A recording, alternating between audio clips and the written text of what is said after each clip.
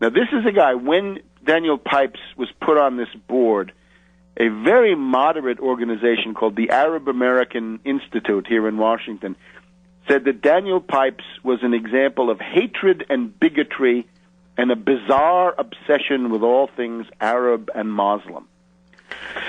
So after Fleming Rice went to see Daniel Pipes, he wrote a glowing article about it, and it's clear what they talked about, because he tells you.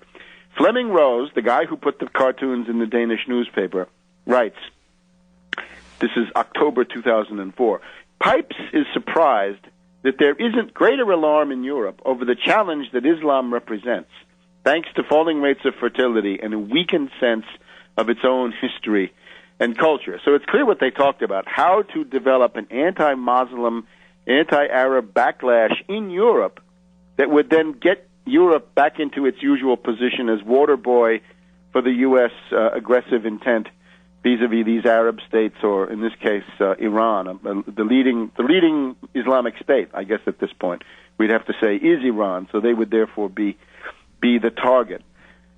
Now, there's even a third connection. So far, we've had the Bilderberger and the fact that the wife, the woman who runs this company that's ultimately responsible for the newspaper, her husband is a Bilderberger stalwart. We've got the connection of Fleming Rose to Pipes.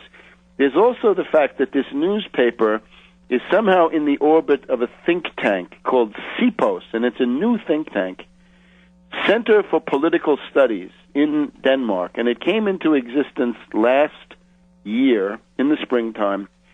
And this is something where the think tank is close to the Jyllandsposten in terms of personnel exchanges and so forth. And then we look at the board of directors of CPOS and its advisory board, and who we find there?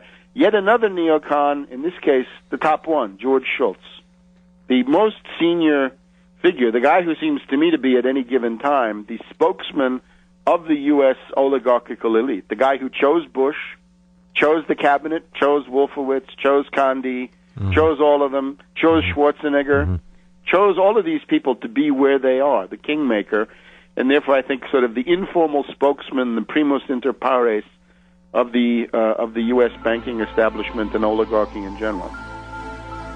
Wow. All right. Perfect timing. We'll pause and come right back and continue our conversation as we discuss the big picture with Iran in the target. Right center in the bullseye. We'll see where we go with Webster Griffin Tarpley right after the top of the hour. I hesitate to call it news break, but that's what they call it. We'll be right back.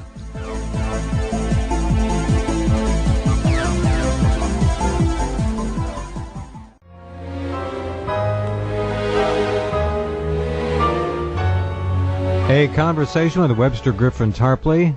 Iran, a prelude to war? We'll see.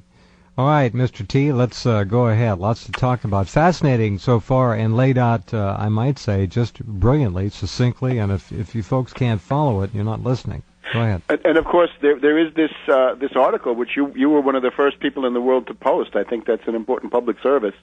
So it's all there, the Muhammad cartoons recruiting Europe for Bush's attack on Iran. So the idea is that the Jyllandsposten is connected to the Bilderberger, the editor is connected to Daniel Pipes and the neocons, and this other thing, CPOS, right? George Shultz has got his tentacles in there. I guess the other thing I'd just like to say is there's so much propaganda about freedom of the press and freedom and liberty of expression.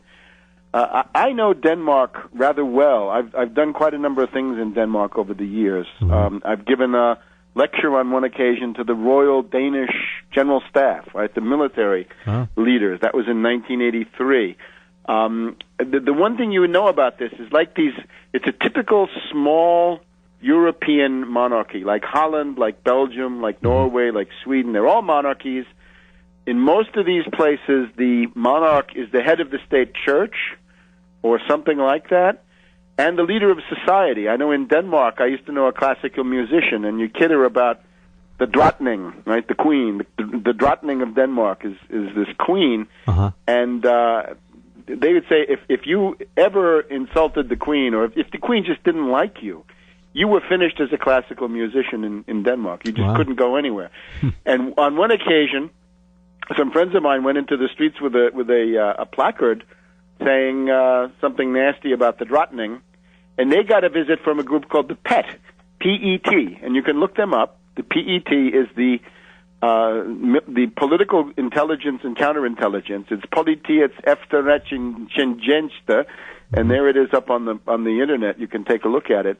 Very sinister, very stealthy. Nobody's ever heard of it, and they're all monarchists. And the question they had is, why are you attacking the Queen? Why are you attacking the Drottning here in the streets? Oh.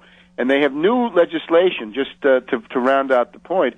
If you go to the PET, P-E-T, Intelligence Agency website, they'll say that they have new Danish legislation on terrorism, which expands the scope of the intelligence service, so the PET can now do not just things that lead to criminal cases, but other more offensive initiatives. Uh-huh.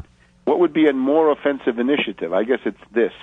And the PET is much more like British MI5 than even the FBI. In other words, their mandate is absolutely pervasive. In fact, the other thing about Denmark that you have to see is not only you have all this, but there's a psychological warfare board. All of these Scandinavian countries, Sweden is the most notorious case. They have a psychological warfare board that has power to plant stories, suppress stories anytime they want for national security reasons. So the Danish Psychological Warfare Board, whatever that means.